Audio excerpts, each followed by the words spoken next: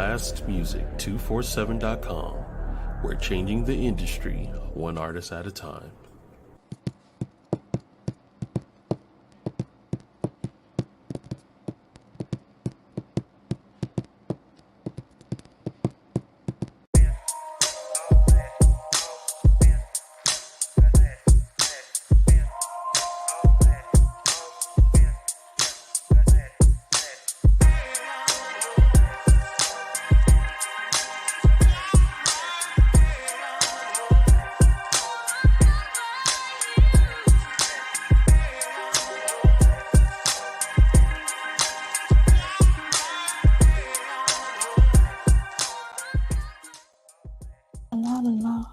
Hello, hello, hello. What's going on, family? It's Malika K. Courtney. I am excited to be here with you all tonight because I did tell you that I like fun and I like mischief. So tonight we're going to get into some mischief that I like. But first, let me get these thank yous out the way. Thank you to Blast 247, Blast Music 247, let's be specific, for hosting me and having me come on and do a podcast. I'm very happy to be part of the family. It's wonderful here.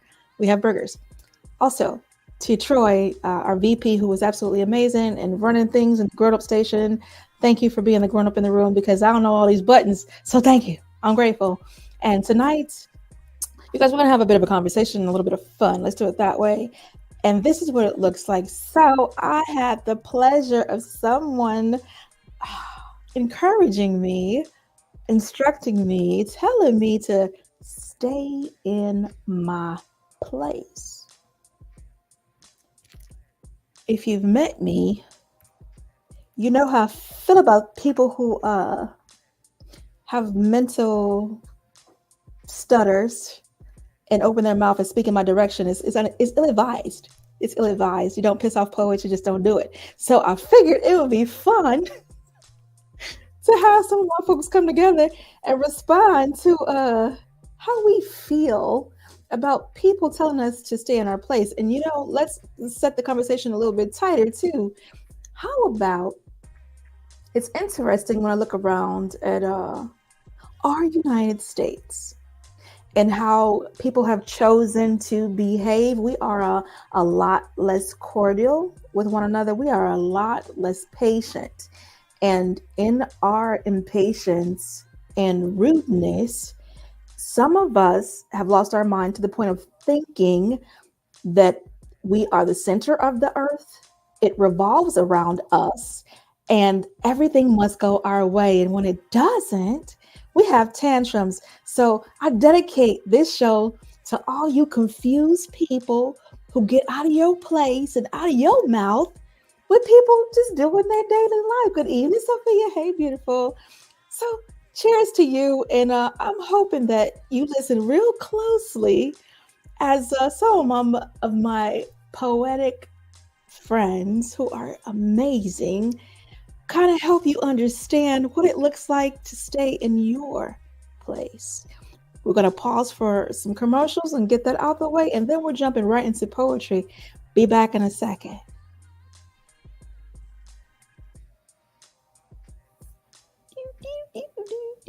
I'm waiting on Troy. A moment, please. He's almost there. There we go. I'm a little slow on the game today, most definitely. No worries. So we're going to go ahead and take care of the Blast Artist Spotlight right now? All of it. Because after this, we're just going bell, bell, bell. Poetry. I got you. And then we'll have a conversation at the end. Okay. Well, the beautiful thing is I definitely handpicked this song just for you. There's a good friend of mine. No. There's a good friend of mine who's actually watching now. Her name is B. Cherise, representing Baltimore. And this is her song called It's My Life. Let's check it out.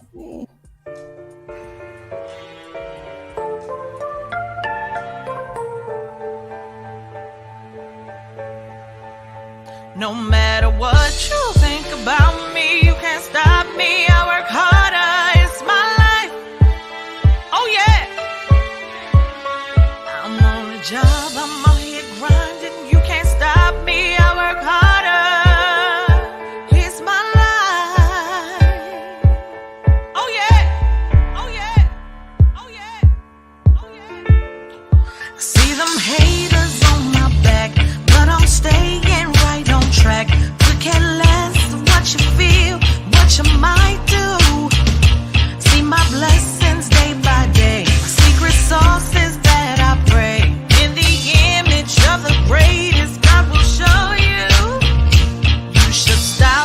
should quit. Don't have money to do it.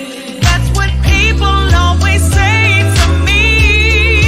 I pray for you, you pray for me. Let's get this work. Do you agree? No matter what you think about me, you can't stop me. I work harder. It's my life. Oh yeah. Oh yeah. I'm on the job. I'm out here grinding. You can't stop me. I work harder. It's my life. Oh yeah. Ready or not, here I go. I'm here to take my place. I'm equipped to run this race. Through the fire, you should walk a mile in my shoes. You get your notice on my plate. Losing money day by day. In pursuit of the dream God has shown you. Write the vision, make it plain. Say a prayer in Jesus' name. Not the faith of a mustard seed. I pray for you, you pray for me. Let's get this work. Do you agree? No matter what you think about me, you can't stop me. I work harder. It's my life. Oh yeah.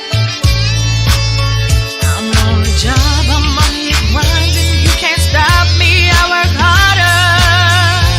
It's my life. I've been praying for this all my life. Not giving up, will continue to fight. Not backing down no matter what you say.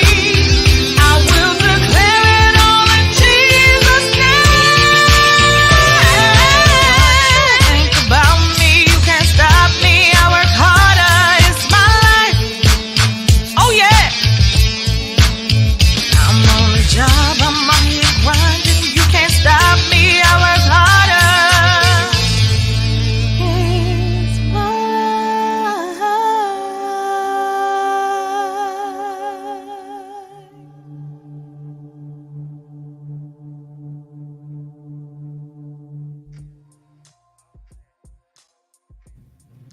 And that is my homie B. Sharice with It's My Life. And if you are an independent artist or a spoken word poet or an up and coming comedian looking for some exposure, you can go to blastmusic247.com and register for free. But Blast is also looking for the fans. So if you're a fan of great music, you can also go to blastmusic247.com, register as an unlimited fan, and have access to hundreds of independent music. Blast, we're constantly changing the industry, one artist at a time. All right, Miss Malikia, back to you. Thank you, thank you. So let's get into this poetry. And I'm gonna push a mystical magical button. I am learning these buttons, you guys. Today is the day. Let's go. Hey, how are you? Hey, partner, how are you? I'm laughing because I'm a true squirrel. I waved my hand and it disappeared, so that was fun. And I'm like, let's do it again. Okay, go ahead and introduce yourself. Brief intro and hit your poetry. You got it. Scott Harrell, aka Father Time, co-founder of Partners in Rhyme, where you can find me every Friday night, 8 p.m. Eastern Standard Time on Clubhouse and Lyrical Vibes with none other than Malikia K. Courtney. My piece tonight is Stay in Your Place. Someone once said to me, stay in your place. Oh, Lord. I took a minute to consider the appropriate mental felony to respond with, and then it came to me. You'll need to be a little bit more specific, I said, with a smile, causing the quizzical response of, what do you mean? Well, you see, mathematically speaking, out of 8 billion people taking an average of 5,200 steps and walking roughly 2 miles per day around the circumference of a planet measuring 24,901 mile, that means we're all in motion, like an ocean. Historically speaking, my people were forced to cross. in the bellies of ships tossed, on waves tossed, names lost, value broken down to the cost of slave labor, yes, property, all done legally. So, legally speaking, I am the genetic recipient of stolen property, which must mean someone needs to prosecute me because I crossed the red line that defines where mine should find their place, their space to let life waste away behind the lines or end up in an outline of chalk while the church prays, because spiritually speaking, this is where the truth lays. Jesus didn't have blue eyes. The blonde hair, another lie. How could Africa be where faith begins, yet you deny all of its melanin? And when it comes to heaven, you hope I ain't getting in. The last gated community, true to be what you knew it to be, exclusivity, and yet expanding your learned lessons to have so many heavens. You call out 7 with a cattle on 1,000 hills. I don't think your plans are stopping, but the God in me thinks you need a good mollywhopping. Because scientifically speaking, the same atoms in me were amongst the stars, the same blood that flows in me once healed scars. The breath in me was a breeze over wars or a rainbow on a plain. Yes, a hurricane and I are one and the same. I share molecules with the multitudes. I receive ancestral epiphanies I still use. I am a 400-year-old bomb with a lit fuse. I am a presidential potential while fitting a profile, suspiciously succeeding on the while. I am the very hope and defiance of slaves, the historical outcome of Black soldiers who were brave, the spark lit by many luminaries robbed of opportunity, but not their minds. I am royalty loyally protecting the kingdoms I call mine. The God in me stirs and gives all my enemies pause. Consider your words well, or fully ensure your jaw. My steps are ordered wherever I go, no matter the time or place. So when you say stay in your place, just know every place is mine. Sanctuary. The moment Thank you you. know, the moment you know you're glad you're on mute because you can't say those words on. Deuces. I'll pull you back up when we're done. Next to the stage, I have the wonderful Mike Gwen, and I'm just going in order of arrival. So, Mike, come on up, introduce yourself. How are you? I am good. I was driving. I said, let me pull over real quick. What's going on, y'all? Hey, we're letting Mike pull over real quick because we want you safe. That's rule number 1. I'm safe now. Okay, that's what's up. Go ahead and introduce yourself and let the people know where to meet and connect with you, and then go ahead and share that poetry, and then we're going to keep it moving. Okay. My name is Mike Gwen. I am here in Dallas-Fort Worth, Texas. Just got off work. You can find me just by Googling my name, Mike Gwen, Guinn. That's it. Okay. The title of this piece is called, you'll see. I see myself, a metaphor of see-through mirrors and broken promises. My story is my own. I'm an immigrant granted access to excess at the expense of the masses. I've convinced myself that this is mine, all mine, and I belong here. Using a language foreign to my future, I've carved out this colonized corner with chaos, cotton, and confusion. This illusion is a fusion of fact and fiction, not to mention dissension. This is colonialism at its finest, y'all, and I belong here. And it's not my fault. I'm just a beautiful little white boy playing with red crayons, drawing black lines in Native American dirt beneath crooked blue sky. Like any human commodity, value declines with time, and now you are all just political liabilities. And like any other red-blooded patriot, I have mastered the art of keeping a tidy slaughterhouse. I can't help myself. I see beauty in things you can't begin to fathom. Do you know where your daddy is? Yes, We are all living in this land, but make no mistake about it, this is my country, and facts are not brown, not black, just odds stacked. I just want to play. Won't you come play with me in this sandbox of democracy? You won't need heritage, lineage, or legacy. Just get used to these blue knees and try to breathe as you bleed from our greed. I am a walking contradiction, so go back to the country I stole you from. Go back to the neighborhood I put you in. Go back across the red line I drew with my own Republic pen. Stay in your place. This planet is my magic place. See, there is nothing for you here except a glimpse of utopia. We shall overcome. We already did. You. Can I change? Do I even want to? Hell no. Forgive me. But this is playtime, baby.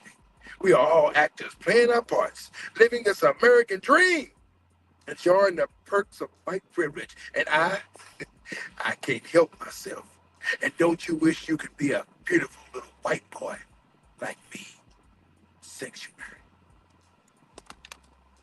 So glad my mic is closed. I'm over here saying explicative. Explicative. Sanctuary. I'm gonna put you down and I'll bring you back up when we're done with that round. Woo. Coming to the mic to express what she feel about this here, right here. Rare Epiphany. Or I should say it this way, like we said in poetry. She came to me like a rare epiphany. I do see a spin. So if she's gonna spin, I'm gonna put her back down and let her reboot that and bring up Sunshine. Sunshine, what's going on with you? Surprise. Peace to you too, but you're muted, beautiful. I can't hear a thing you saying, love. I saw her spinning, so I already knew what you was going to do. Yeah. We keep it moving. We keep the grass green over here. Yes, we do. How you doing, love? I'm trying to trip. You Gucci? I'm good. Okay, that's what's up. Introduce yourself, let the people know how to find you, and go ahead and hit that poetry. Oh, peace. This is Sunshine, Shine Vibrations. I am also part of Blast Music 24/7. I have a show Friday night, 7 p.m. So check me out and let's get to this poetry. Life changes are not for the meek. Each new hurdle or obstacle some think are designed to make us weak. Your cipher begins to dwindle. Folks reveal they all about the next swindle, moving like Jack because you gotta be nimble. These agents, representatives, and shadows are quick to make you the next Vic. Succumb to their tricks, talking and moving real slick. Literally trading tears for fears because everybody wants to rule the world. Or at least yours, that is. Roe versus Wade, the start of us being played. Right to complete privacy. Will it all soon fade? Are we going to ever feel comfortably safe? Standing tall, shoulders back, chin up, striving to save face, internally battling feelings of disgrace, analyzing how the fuck I end up in this space. Life changes are not for the meek. Each new hurdle or obstacle some think are designed to make us weak. It's to make you dig deep within your energy, traveling through layers of you, recognizably from your sleep. The cerebral cortex is vexed, exhausted from the battling of convincing your thoughts ain't the enemy, it's the enemy, wanting to break free from stifling relationships, suffocating, suppressing everything I was created to be, sabotaging goals and dreams, my future reality. Life changes are not for the meek. Each new hurdle or obstacle some think are designed to make us weak. It's rattling, unbeknownst complacency. Take it from me and get free.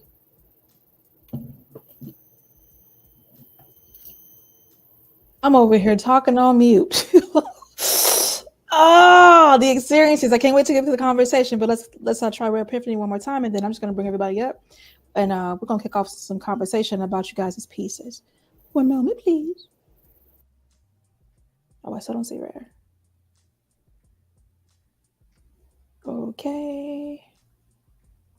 So definitely gonna wait until I can see her before I bring her back up. You guys, I'm enjoying this poetry. You guys are amazing poets. So let's go ahead and welcome you back to the stage. And Scott, I brought you back up. I got my sunshine. And Mike, I know you are driving. So I want you to stay driving and be safe. You're welcome to open your mic and participate in conversation when you would like to. But first of all, can I just say around the other way too? Just a round of applause. Like you guys, it's a what's nuts is I didn't even have to explain much. Like when I asked you guys to come together and share these thoughts, I didn't have to say much because living in this skin, it almost seems like it comes with a set of imposed rules or imposed behaviors. And I know I ain't the only one that experiences it. It's a collective experience. So we're going to do it PIR style and talks the mic up. What prompted you to write? Well, I know but what prompted you guys to write those pieces? What is life like in this beautiful melanated skin for you? You know me, I stand by for ladies first. That's because you're a gentleman and it's beautiful to see. Well, this piece actually is about to be an anniversary. Inked July 9th of 22. And this is when I started to reflect that the current relationship that I was in was being more detrimental to me than adding on like it was supposed to be. Okay. So yeah, that just, as the awakening was happening, it got the click, click, clicking, and then the pen and the fingers just went the tapping and scribbling. So, you know. So you over here unlocking key codes because it's like you unlock the door to the woman side of things, because not only do we have to deal with the melanin of it, then we got to deal with the woman side of it. Like, how much exactly do folks expect us to tolerate? So I'm gonna pause for a second and I'll ask Scott, where did you draw your inspiration from for that piece? Well, when I received the prompt, the first thing that it clearly made me think about was how many different layers in society, or in our lives as melanated people, if you would, that there are places that people expect us to be. Mm-hmm. And the place that we want to be, the place that they expect us to be, the place that we have been historically, and the place that the line that keeps getting pushed back. Whether or not we're talking about financially, where we're talking about the redlining, legally, where we're talking about the chalk outlining, whether or not we're talking about, the spiritually, where, the Jesus isn't blue-eyed and blonde hair, or the melanin that's being denied, that has been repeatedly denied in the Bible, let alone faith overall, or many other places. When I heard stay in your place, the crazy thing about it is that place, first of all, we're too big to stay in one place, number one, but that place not only is so small, but it's also a moving target, because you can never be, it's never good enough to anybody else for you to be in the place that you are. You eventually are going to bother somebody and they want you to stay in another place, which when I look back, historically speaking, Mm-hmm.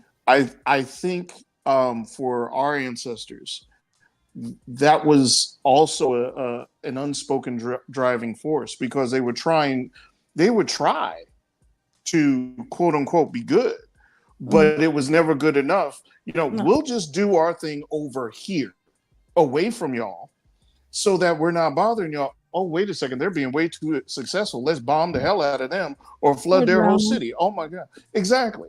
So that is what came to my mind, all the different spaces that people have told us to stay in.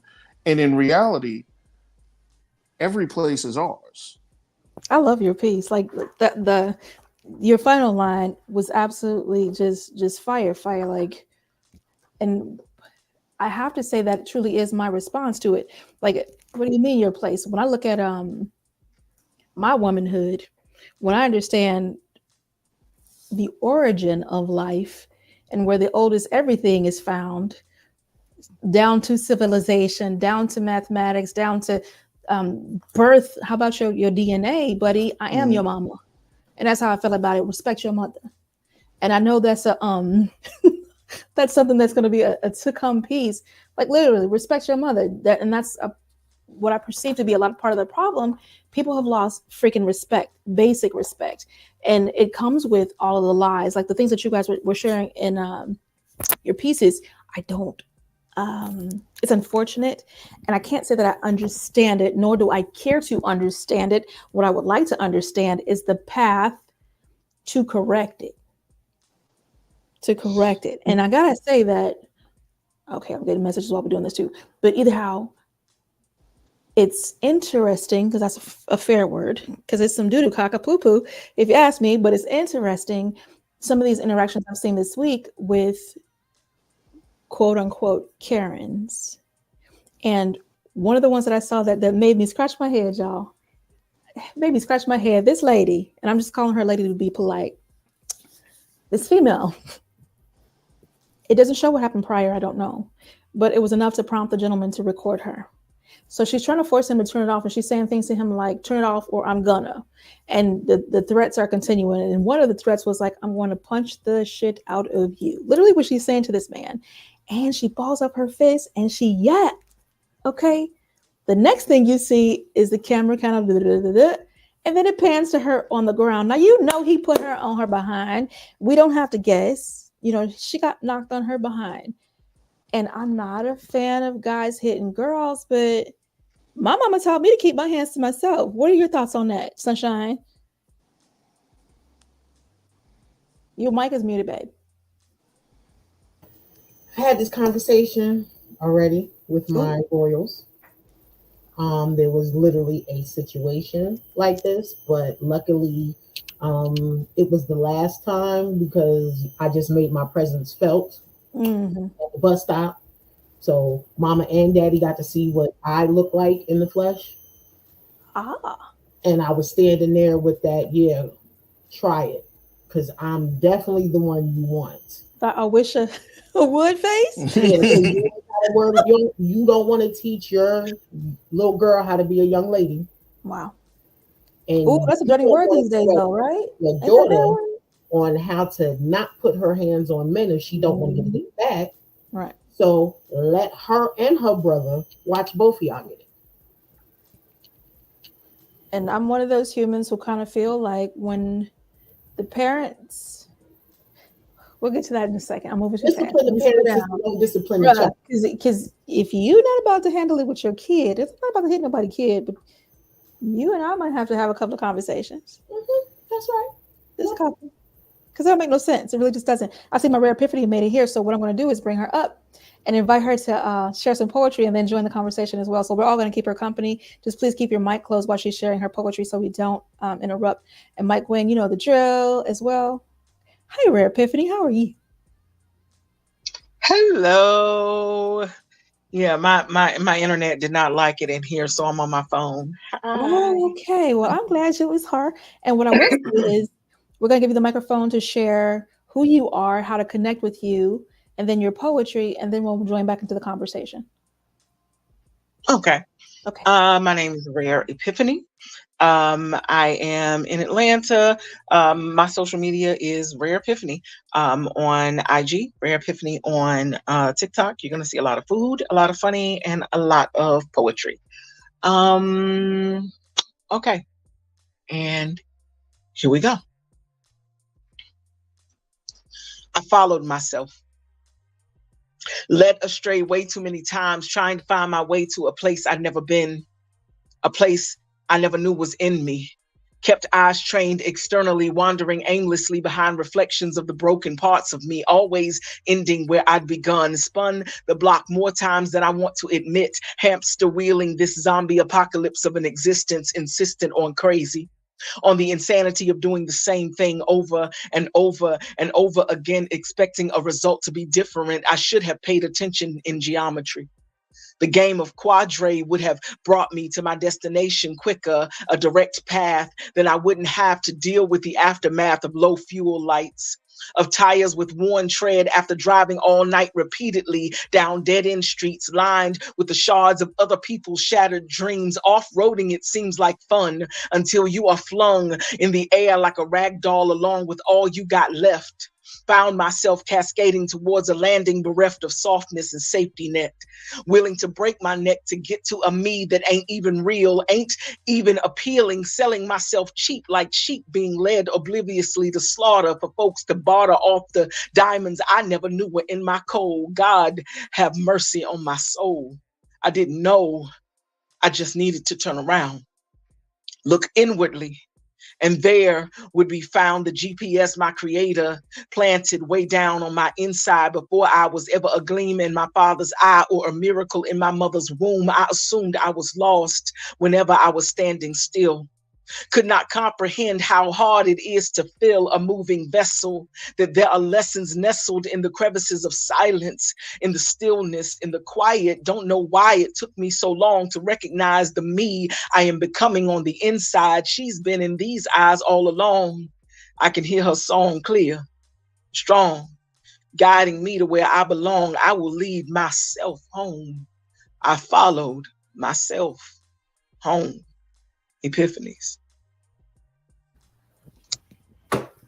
I wish I had something to throw. Y'all can open up your mic. I wish I had something to throw. You stir my belly. You make my chest hurt when you speak. When you said that part about the silence, I'm just like, oh my God, there's so much that goes on in the silence. It hurts so bad. And we stay silent. Like when I was younger, I had this ignorant heifer. This has been going on for a while. But the comments, like my responses, I was not that human to begin with. I was young. And I had some of my babies young. And I had this one ignorant heifer. I know this lady from Adam. I was downtown handling my business, and she paused and was in my face. I dropped something, so I bent down to pick it up, and she had bent down to pick it up too. And then I guess she just needed to know, was I their mother? And I'm like, yeah. Oh, you've been busy, bitch. I mean, lady, who are you?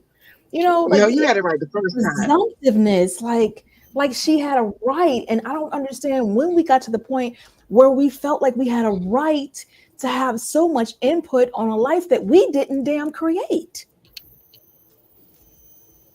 That blows my mind. Y'all could jump in because you already know. Get me started, damn it. I'm started. Rare Epiphany got it started up in this bitch. Let's go. I'm gonna kick something. No, I'm just kidding. But seriously, like I feel some kind of way. I'm listening. I see Mike joined us. Hey, Mike, what's going on? What's on your mind?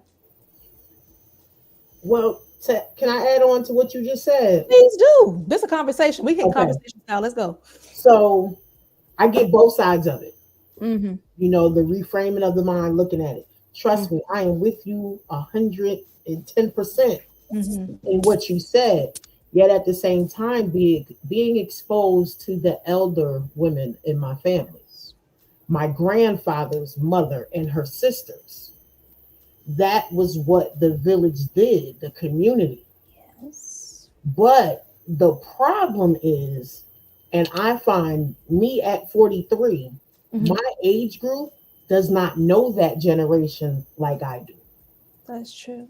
And their parents barely even connect with that generation. So the disconnect is understanding where it comes from. Grandma's is 36 now. You ain't never lied. So that wisdom of being able to break things down, to shower you with some stuff that's supposed to propel you forward in life, that is really like, don't get me on my soapbox, but us right now as a people, as a nation, that is one of the major links that's missing. I agree. But people yet still need to remember, check your tongue. When it's a stranger that does not know you and they don't know you from Adam, Eve, Steve, or whoever, Adam Eve. It's not meant for you to speak on. Right. It's not your place unless they are part of your direct village. So I'm gonna jump right on that if I can. Um, One of the things that drives me bananas, drives me crazy. If you ever want to see all the nerves on me stand up at attention at the exact same time, just utter the phrase, "Oh, they're just that way." Oh, I can't stand that sentence. And I've lived that life for a very long time. And so I am divorced, okay? And that my ex, Jamaican, and the culture that she came from, and the church community especially she came from, the people there had no problem. A criticism, and I mean a cutting criticism, was just as easy as the equivalent of a hello. yeah. And for me, I'm not that one. And there were many a times, there were many a problem, because I was more than happy to be the Black American who made an issue because things were being said that were out of order and out of pocket. And one of the things I believe, regardless of if it's a stranger or if it's that 99-year-old person in the family, one of the reasons why they are the way they are is because nobody checks them. Yep.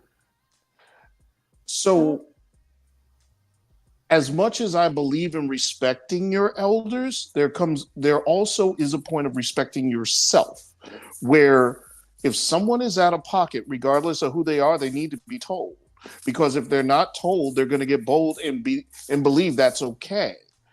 And they're going to be the ones who are sitting at Thanksgiving table talking about, well, why did you have so many kids and why'd you lose your job? And, this one coming in here with a ring in their nose and they haven't paid a bill and blah, blah.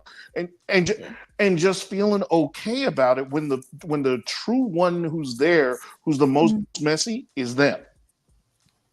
I'll get off my soapbox for now. I appreciate your soapbox. And Mike, you're welcome to open your mic and add your input, because I do see you there. You Gucci? Okay, he said he good. All right, so Rare Epiphany, talk to me about your piece. And she giggles. Of course. I do a lot of prompt writing. And it was really about, the prompt was, I followed myself.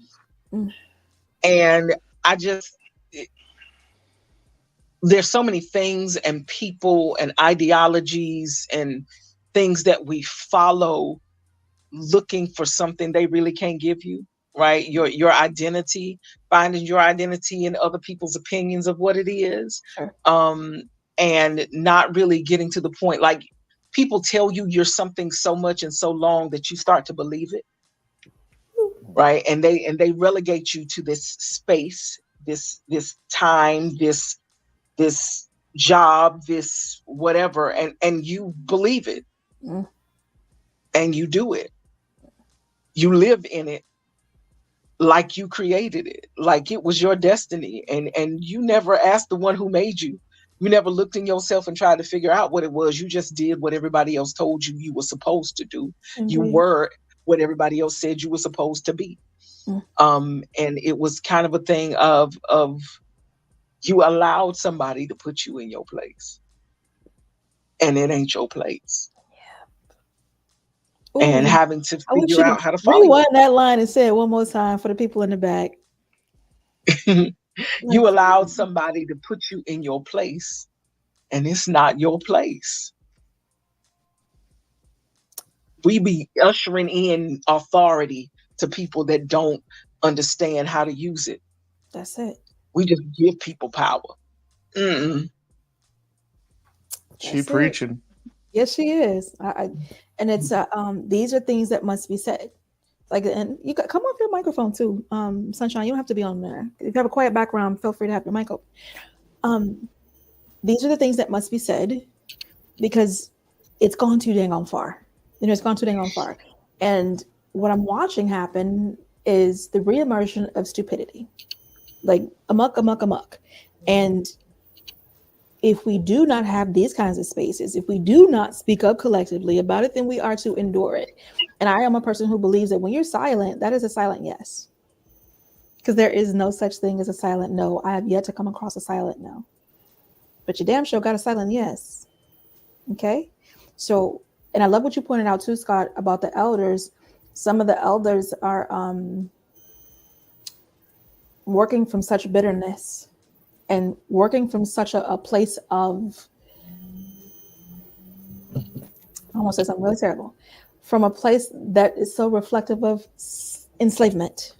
Okay, still working with those type of mindsets and behaviors, like they have to snatch the children, they gotta beat the children to have them behave a certain way so they don't die, right? And we still, to a dang on degree, are dealing with what we have to teach our melanated babies so that they can go into the world and have jobs, buy homes, be in their apartment, jog, drive, you know, just the simple things that we have to prepare ourselves for. And then with all these things still in place in 2024, I have some people who will look me in my face and say, racism is dead. It doesn't exist anymore.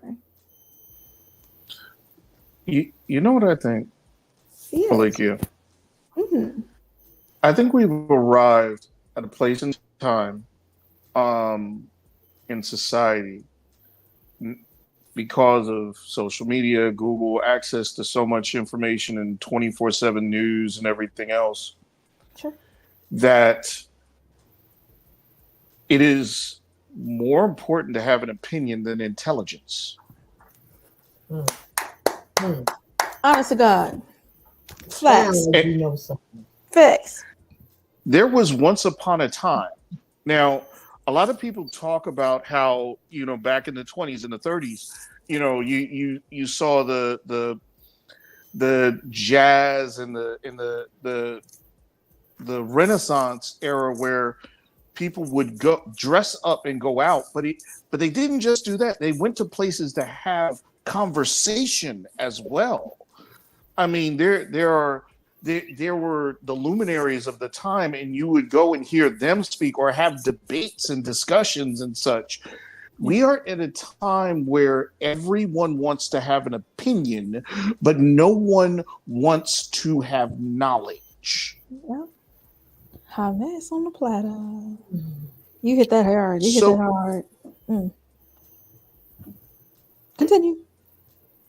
Well, I mean, the level of not only study and time and actually, you know, doing the work yourself so you can actually find out what you're talking about, let alone what you're interested in, as opposed to carrying somebody else's water to make other people wet to show that you can make it rain.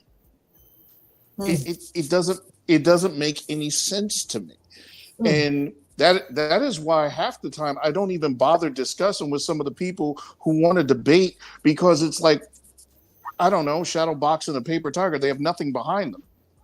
You know, it doesn't make any sense. Shadow box and a paper target. You know, that's what that is. That hurt. Go ahead, Ray. This is how I make sense of it, Scott. Right. So this is the mixoplex kind of world we're dealing with, right? Is that one, if I say it loud enough, it must be true. Two, if I get two more people to say it loud enough, it's got to be true. But what happened is we saw it unfold during the Trump election, right?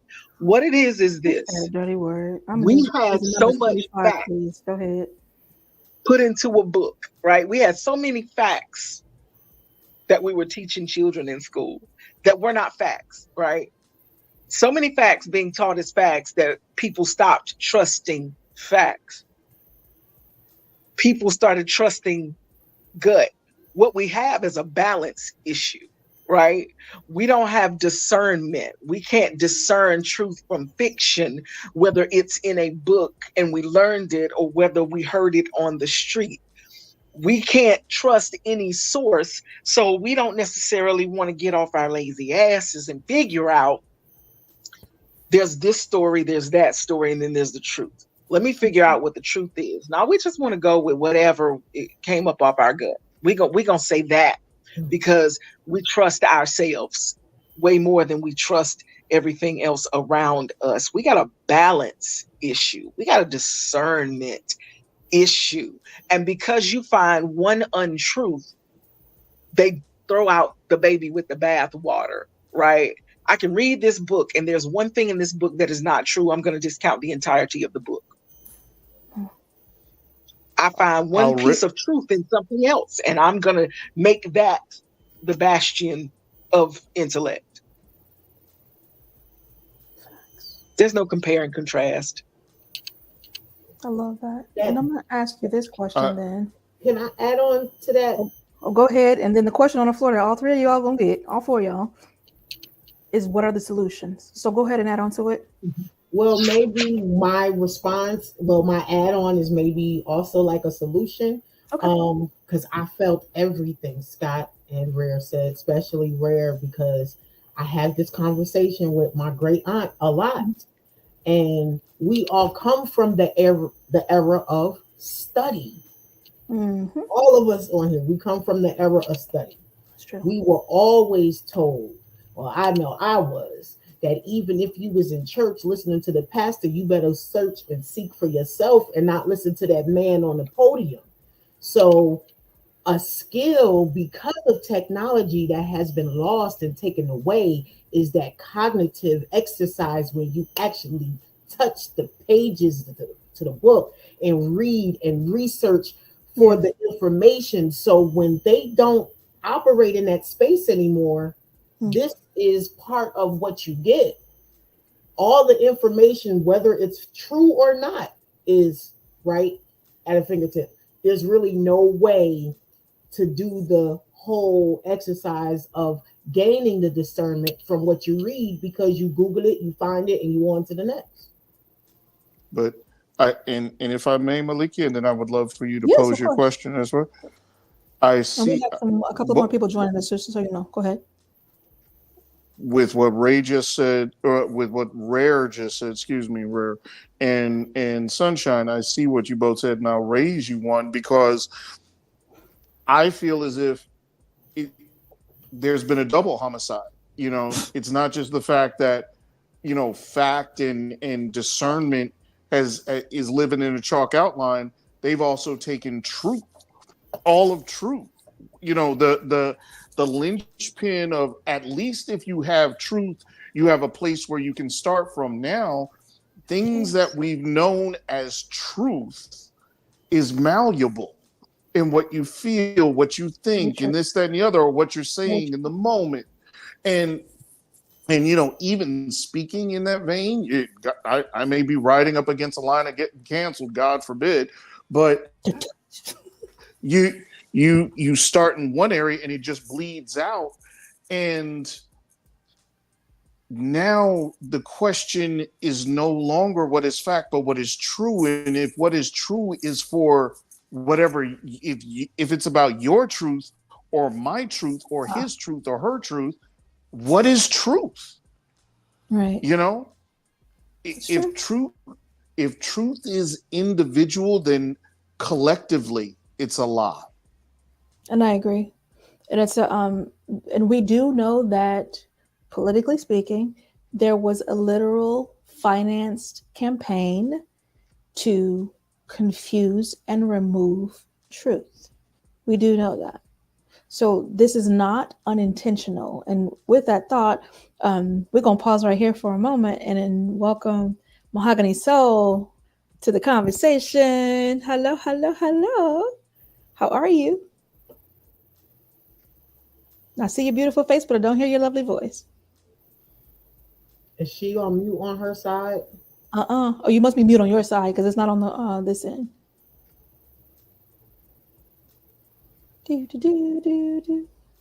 We're working on our technical difficulties. And just speak, like whenever you get it clear, just go ahead and speak up, and then I'll know I can hear you. And in the meantime, we're going to continue a conversation. So what I would say is, I remember, when you track the agendas, do you track the agendas? I don't know. I'm a blurred for real. So I track the agendas, and I recall, and boy, this is going to Be something right here, but we saying it anyway. I recall when the campaign for homosexuality kicked in. And I recall when it was directed at our community. Okay. And I recall and that was another stay in your place, but only let me create this place because I would like you to stay here. I would like for the men to be emasculated, have less voice and less presence in the home. And not to say that it kicked off here because we know it kicked off prior, but the campaigning of it. And do I have anything against homosexuality? Absolutely freaking not. But I'm not blind either, and I'm not dumb either. And anytime when you're telling babies that they're gay, they are not even sexually aware or having any type of sex or at a position where they can choose any of that stuff. And then we have the buy-in from parents who are going and having sex changes or name changes with children. You don't lost your damn mind, and ain't nobody in your life to tell you the truth. So your point, Scott, what you were saying, when folks get into the your truth, their truth, my truth, and here's something crazy. Now let's tell the truth about the matter. Let's talk about it because we do. And the point was, we all do the same stuff. We all have pockets and places and books and cups where we expect people to fit. It is not a black and white issue only. No, we all have our own opinions, especially about the people who are in our lives and around us, right? But some of us just have more discipline to keep our mouths closed because our parents taught us better. Shut up. Okay. Some folks ain't got no home training. And that's just really what it boils down to. Edwina, is your mic working? Can you hear me now? I can hear you. Yeah, it's good to hear you. Zuida! Welcome. So what's going to occur Mahogany is soul. Mahogany soul.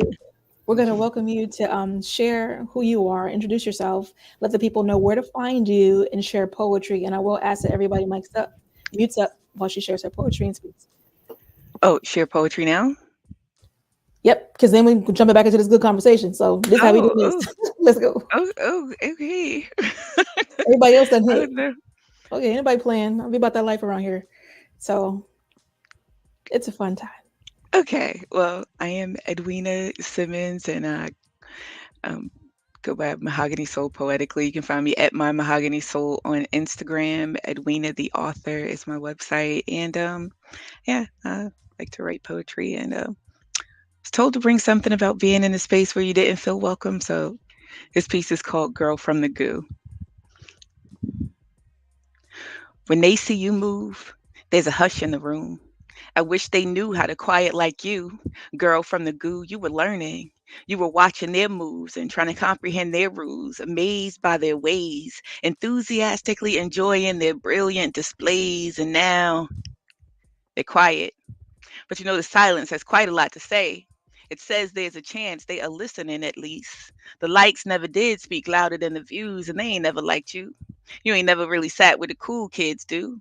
Tried to align with a few, but the exchange felt a little like rape. And when you're triggered, they mistake your distance for antisocial and indignant. Even then, you began again. You studied up, made your bed and your table, even fed a few of them. But your strength has always had to do. You've learned to do your own thing, all the while quietly learning a thing or two about how to smooth it down until it's your own brand of music. See, they've all been your music and muses. And besides, you felt alone all the while. So the quiet and your own thing is still the only thing you know. But someone once told you the only one that doesn't know what you are capable of is you. If there was a fool in the room, it certainly wasn't you. You were A1 to them no matter what grade they gave you. A student is never foolish. A student is learning. See, they mistake your Sigma soul for an introvert pushover, but let them know. Raise your voice, but make good points. See, they quiet, but if you're listening, you'll condition yourself to realize that you brought that quiet with you. You made your own audience. Now all that's left to do is to say something. Show them what a girl with a mouth like a gun can do in a room full of quiet liars talking about you. So they still gonna talk about you when you leave, but grown girl, some of them are listening. So while they're quiet, pretend the silence is a riotous round of applause that you gave it your all. After all, that's all you ever even showed up for, was to give it your all like you always wished you could. So trust yourself with the safety off your lips, and please, by any means, speak the fuck up while they're quiet. And that's the piece. Come on, talk your slang. I love it. You had to use quite a few potty words this trip, and I'm okay with that. I'm sorry. It's like Oh, word. seasoning. I'm Look, sorry. please. You use white words. We were already seeing some explicatives, because it's such an impassioned conversation. Like it's so we were discussing just how this is showing up, the stay in your place mindset. We were discussing how we got here, and I love your piece, like the way you break it down, and it's so freaking true. People are watching. Folks are constantly paying attention, and uh-oh. I forgot to know how to Oh, work the buttons. teamwork, dream work. There He we asked go. me to take over when he had to bounce out. I'm rolling because I sure learned where the buttons were, so I was pushing them too. Okay, great. I'm like, I don't know what's happening. Yeah, I got you back. Thank you. Listen, ain't nothing like having a team in the room. Stop playing. I got a second grown up. Let's go. Okay. So I figured out the buttons. I was like, okay, I know how to push this one. But so this conversation that you've joined in, that's the part where we are. And I would like to know, one, what was going on that in that space that was clear that even caused you to write a pin like that, like to pin a piece, because it was very direct, and we can path the behaviors of who was acting out by listening to your piece, but it still doesn't tell me how you were able to identify what was going on. So let me ask that question, because some of us may not be able to identify when we're dealing with the silent shooter or the passive aggressive shooter who wants us to stay in our place that they magically created for us in their own dang old head. We supposed to figure out and fall in the cup. So talk to me about that. Well, I go through the titles of the books that I've written. The one that's coming up is called Circles for Squares.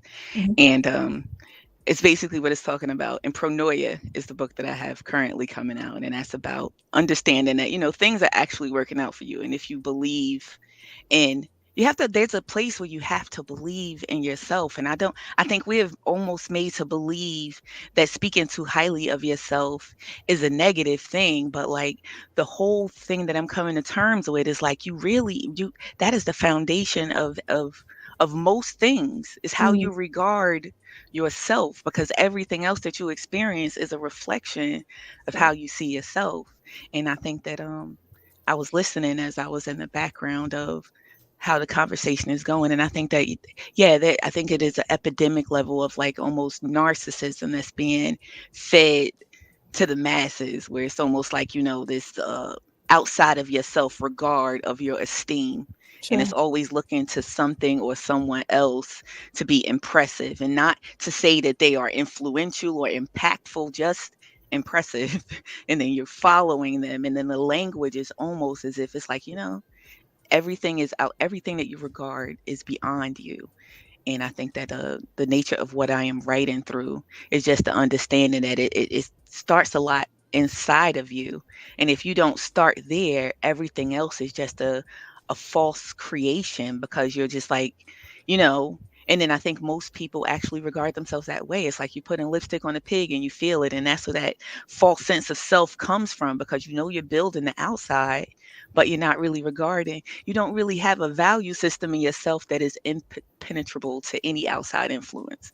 And I think most kids nowadays, I look at where a lot of kids are coming from and what they're going through and what their main influences are. And I'm like, before you can tell a person to believe in God or to believe in a institution of any sort, you have to really get them to believe that they are important enough to have, to force the discipline enough to get into the patterns of behavior, to stand up against those places where going along with what's going on is like the easiest thing to do. It's like, it's a knowledge, a knowing of self that I think we fundamentally need to reteach and reinstitutionalize. It's not, reinstitute. It's not being taught enough in the household, because mommy popping that, like, just like kids not to. Not popping that. But I'm saying, like, I do understand from you. it's like there was before they used to be like, everyone has their sides of things that they did, good, bad, or otherwise, but you had decorum or Yeah. respect for what was being shown before it was time for it to be shown. There was a Mhm. sense of class or a sense So of the what? way that you should hold Courtesy. yourself, which again goes back to that believing that you are worthy of more than just to be something to look at in order to be impressive. And yeah, I'm I rolling think because like that's you're what it. holding my head because like literally Yeah, that's the next place that we were going yeah. because when you bring in the religion component because I believe Hmm. no now let's tell some tea. The tea is I heard the statement "stay in your place" when I was a child. It was Hmm. not from an outsider; it was right in my home, Hmm. and I was taught the place of a lady, a woman, a female, a wife. So roles, right? And there was no the lessons were learned on the back end of things. I crossed a boundary, bop, bop, you backed up over that boundary as opposed to laid out in certain things, mind you, my people detailed. But there Hmm. were some things that did not come through or did not land, okay? And I find that a lot of the things that we traipse forward, and Scott, you did bring that up earlier too when you were speaking about blonde hair and blue eyes. We have been offered that as conversation, and then I think it was Shine too that said that we literally are accepting it as ours, and it ain't. And when I place and Rare Epiphany also said the same. So coming from this corner, we get it, but I still do feel like the religious impression has really impressed upon us. I love what you shared, Mahogany. So like we really have fallen away from that self system of morality, the self systems, the self disciplines. And when I'm teaching in my 3-day event, like I hammer so hard on identity because that is the case. And when we do connections, so I work with some spiritual people, right? And they have all these titles and da da da da. I don't move in titles, I just get the work done. Okay. So what I said was, and it was highly offensive apparently, but I can't help that because I'm just gonna be me. What I said was reconnect to you first, then seek to reconnect to God. And oh my God, the flag, the pushback. But I don't give a rat's ass. This is my demo, my business, my company. This how it's going to be because this is the wisdom that I see. And I fully believe it lands on that. How are you going to reconnect to a God that you won't even acknowledge exists in you? How? No, How? really. Yeah. Hmm. So I see Mike is in a nice, comfortable position. You are welcome to the microphone to share your thoughts, sir. No oye nada. You might be muted on your end. We don't hear you. Okay, we're gonna let Mike tap, tap, tap. I see him tapping. But at the same time, so these are these are the thoughts that kind of just loom. So we're looking. Oh, and I had questions too. Yes, I did. We have someone in the backstage. I don't see. Is it Sion? Yep. Please bring him up. I just don't see him. I was waiting for him to come. Hello. Oh, we just popped you up and you disappeared. Hallelujah. Hey. Hey, bro. I didn't know you were there because how do I see him?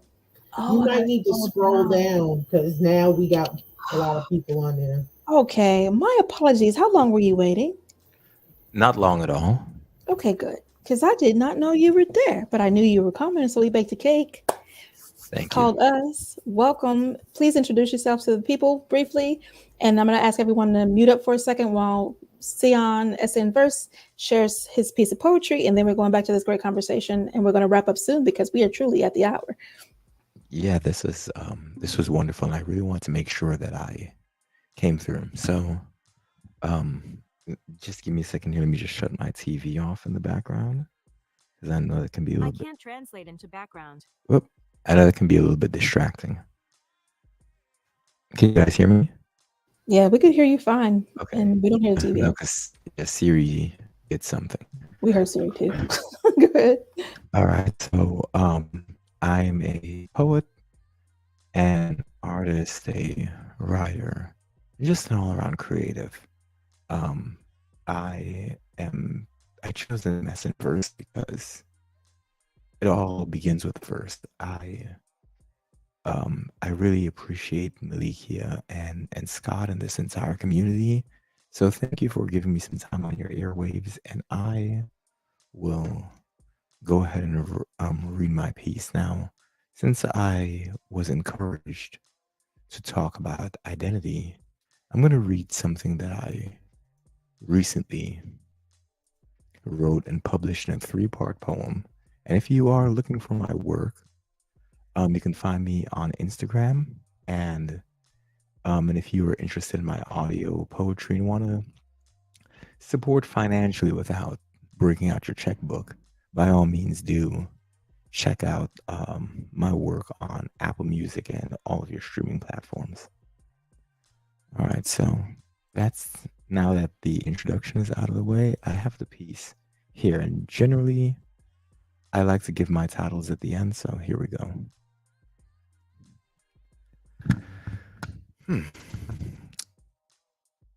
Dear Albinism, it took me years of stacked minutes to wipe away the tears. Tears erode into scars on my skin. Invisible scars, invisible scabs reopen. Words don't hurt, they make sharp, clumsy cuts and uneven tears. White boy calls me from my childhood like a slogan. A reminder that I am and will always be the white in the room. The sound of similarities makes no difference when you're different. White boy, you are a man now. New seasons in bloom. Albinism, you forced me to see differently and to learn to be an introvert, ignorant, knowing, uncaring, and unnurturing. Ignorance behind some's eyes. Blinded eyes see what they'll see. And sometimes things get ugly. In the blur, visions of imperfections in bathroom mirrors cry. The tears still come. The warmth of insecurity holds so snugly. Though the complexities of an inescapable complexion, I live in confrontation.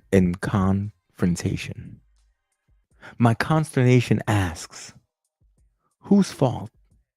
Theirs, yours, or even mine? God, unpigmented, singled out among the melanated to hate my reflection. Albinism, I only saw you as a defection through shaking eyes that it wouldn't halt. That's why it's not my fault. I silently scream from the depths of my every pore. There is no fault in living the growing spectrum of my identity. Oh, skin color, fighting other people's fragility is not your chore. Oh, racism, are you there? When the time, the ism comes from your own race's enmity. So, albinism, it's time to shed the penalty of striving to be free, to escape the self-imposed penitentiary built from others' bricks. White boy, I'm sick of the white sickness and the folklore and jealousy, and I will wash off the powdered, well-meaning pleasantry. Words aren't stones or sticks. The words white boy fade from my childhood, sounding clear.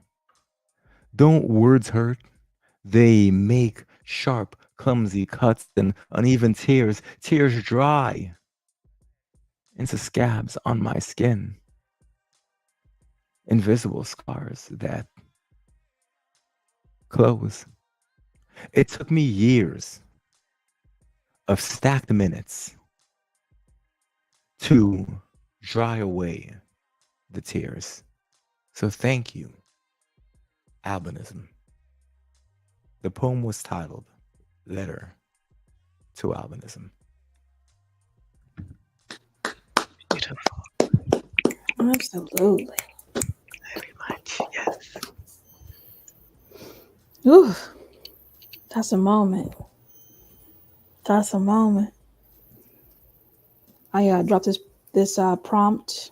I think it was last week. It be your own kind. It be your front line, and that is. I can't even imagine.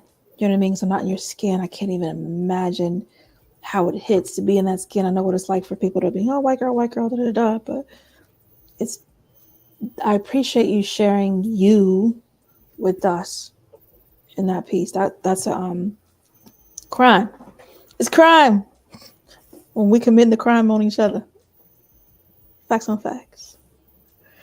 So I'm going to ask the question as if it's not obvious because there may be more behind the answer. Okay.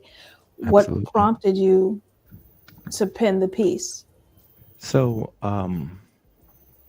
every year, like June 13th is Albinism Awareness Day. And so there was an event that I was going to with a wonderful organization called Positive Exposure. It's not just albinism, it's other isms of disabilities, other things like this. But this guy is a powerhouse. So it started basically by a photographer who used to do elite fashion models. So it's not to say he wasn't making money. Okay. But he wants to shine a positive light on these people. So he quit doing that. Literally upon meeting a girl with albinism at a bus stop, I think in like 2007 or 2006, I knew him, and he and I talked off and on since 2008.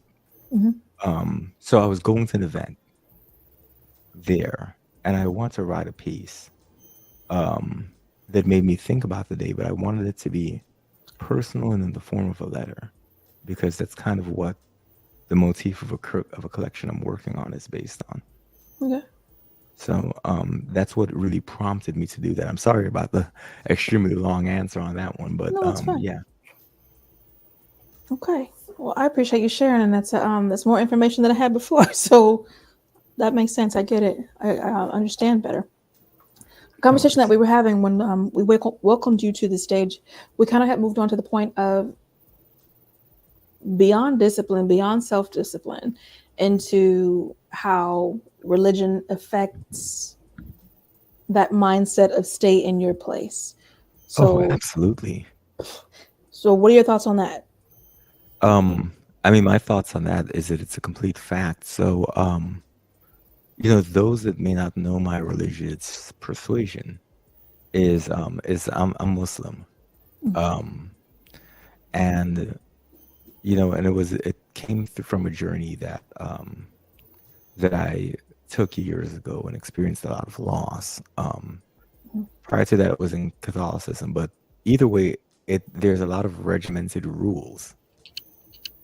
Of course, your stated rules, but then the unstated rules, and like the unstated rules are really designed to kind of not necessarily put you in a box, but be afraid to question authority, such that even Muslim scholars will not criticize. And this is mainstream I'm talking about. I'm not talking about Nation of Islam. But even in mainstream, they will not criticize a Muslim ruler, no matter how unjust that person is. I find that because that's based on their based on a conservative interpretation that is partially in the mainstream. And there's like so much can be said, not just for women, but even for men, and how one conducts themselves with relation to just just other men in a way. Like in Islam, like your father-in-law has a huger role than maybe your father-in-law would in another religion. But thankfully, my father-in-law is, is a sweetheart and stays out of the way on things. But like religion, definitely, absolutely. And we're not talking about the spiritual belief of the religion, but we're just talking about these systems Right. that are put in place to make you, as The Rock says, know your role and shut your mouth. And I lived in Oklahoma for a time, so of course I saw how it reverberated through the Christian communities, and whether it's a white church or a black church, they have all the different rules and regulations that have absolutely nothing to do with the book, have absolutely nothing to do with the faith, but has to do with some guy, because it's usually a guy, wanting to exercise his power, because it's usually a him. Ooh, get him. And that's just generally how it happens. But I'll say something that my sister, who's a feminist, says, is that while men make these rules, it is the women who enforce them. Say it again, because it's the facts. And you see that, because if I may, just like a little thing about that, I remember I went into a mosque at the Islamic Center and went to their prayer hall. Now, anyways, I was there. I'm washing my hands and all that. My wife had come. We'd literally just come back from somewhere. So she was like borrowing a headscarf that they have there in the bin or whatever the case is. But she entered with her head uncovered. Anyway, I'm washing my hands. So then this guy comes with a very thick accent and says, "Oh, is that your wife or your girlfriend or whatever out there? Or like your wife out there?" I said, "Yeah, what of it?" "Oh, well, she's entering." I said, "Let me make you understand one fucking thing." Right? Let me make you understand one fucking thing. I said, "This is America. We dress like Americans. We're out doing American things." So I said, "I need you to understand that while certain things may not be considered acceptable or may be considered taboo," I said, "you have to remember that in the time of the prophet, women and men were sitting together." Right? I said, "You got to remember, when people go to Hajj, women and men go together." So I said, "Don't come to me with this bullshit, and when you don't know who in the fuck I am, but I'm the guy that's going to wrap you upside your head, you come at me in this nonsense again." Well, it just Because got real.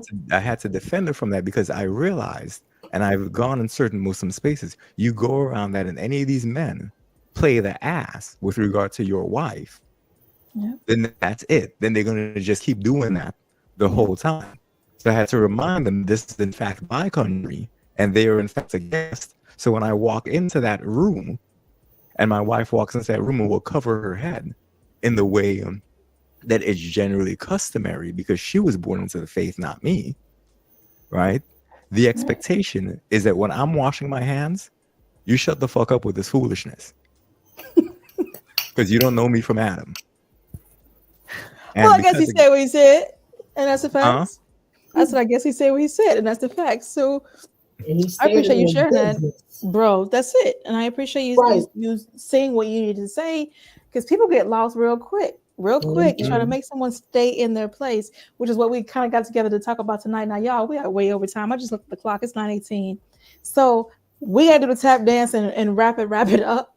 I'm going to say thank you to everyone. And I do, Mike hopped off of visuals. I'm not sure if you can even hear me. But Mike, Gwen, I did want to see if your microphone worked before we wrap up, because we didn't get to hear your thoughts. And I definitely want to give you the opportunity to share those. So, is your mic working? No. That's so weird. It asks you a couple of times if you want to. I'm sorry to interrupt. It asks you a couple of times what your mic sound is, to just check on your mic preferences, especially if you're using Chrome. Oh, that's right. Check your mic preference. I forgot about that part. If you have an external mic, you want to make sure that it says that. Right. Because he was connected when he did his piece, and then once he got home, we couldn't hear him anymore. So I wonder if he switched from phone to computer. Bluetooth or something. No, something in his ears. Or as they always say in the IT department, try turning it off and turning it on again. Well, that's true. Well, look, it's Clubhouse. Jump in, jump back. Hey, hula, hula, hula. We didn't even get to questions, so I would love to do a part two. I do invite you guys to all, when I set up the part two, to come back and partake in this conversation with me, because I'd like to focus more on solutions and how we can. And I can say that from what we experienced just together tonight, we can see so many areas. Like, we didn't get to necessarily turn the mirror on ourselves and confess, but I can raise my hand and say that I have definitely been that human. I was a part of the faith, and I definitely had some boxes for people to fit in, and bumped my head and had to remind myself, you bumped your head. So back it up. I heard a pop back in here. Let me see if that worked. Yes. Yes. All right. All right. Grace for the voice. All right. All right. First of all, I want to say thank you for the platform. I appreciate it. I have enjoyed, as Scott put it, I came to get knowledge. I came to listen. Just great stuff, man. Just great stuff. I am a listener. Rare, Sunshine, Mahogany, my brother. I appreciate, just the perspective. It's funny how whenever someone say, hey, come in and the theme is stay in your place, and how we can all pull and come up with these amazing pieces that are just on point and complement the vibe. So I appreciate that. I'll say this, the poem I did, Beautiful Little White Boy, was just like Rare. I'm a prompt person. I believe in writing from prompts. And that was a prompt that I received after being in a play called I Want to Go. And it was a play about a little black girl, Miss Denise Montgomery. She wrote a book called I Want to Go, about that one day a year during the state fair that black people could go to the state fair. They called it Nigger Day. And I wrote from the perspective of, this is what they feel or how they think when they look at us. Like, it's just all over their face. It's in every part of their DNA, and you can feel that. So I just wrote from that vibe, and that's where that poem came from. So I'm glad I had an opportunity to finally put it somewhere on the stage. So thank you for that. I appreciate it. Thank you. I appreciate you. Thank you for coming.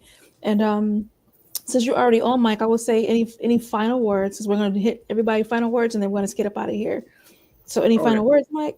Yeah, I want to say, do this again. This was incredible. I apologize that I was driving for the majority of it, trying to get home from work. So next time, I'll make sure that I am in a place where I can just enjoy and give feedback and just jump in there. So I appreciate the opportunity. Great job, y'all. Thank you. And no apologies needed, because I literally just hit him up today like, hey, what you doing? So I will plan next time, and everybody will be like, okay, at this bad time, at this bad channel, and we'll meet together and have it again. So thank you so much for your time. And I'm going to go in order of my screen. So Mahogany Soul, any last words? I just thank you for inviting me. It was a pleasure being here. I definitely love speaking with you guys on the subject of poetry and otherwise, because I think it grows the message that we have to share. And that's what it's all about, sharing a valuable message throughout whatever we're presenting. So thank you for the opportunity to do that. And yeah, I can't wait to come back. I want to finish this conversation. Part two. Let's get it. My dear, she came to me like a rare epiphany. Any last words? Justice, your place is your place. You belong in every place you've ever been, every place you aspire to go. You just got to find an honorable path to get there. That's fair. That's fair. That's beautiful. Thank you so much for those words. I appreciate you being here as well. Essay and verse, brother Sion, any last words? Thank you. Thank you for all that you do. Allowing us to not only have this space to discuss, but also to emote. So thank you very much, because you have given of your time, your mental energy, and so on. And these discussions, as well as the show that you and Scott put on, is really something that I feel is better than therapy at times. So I appreciate you, Malikia.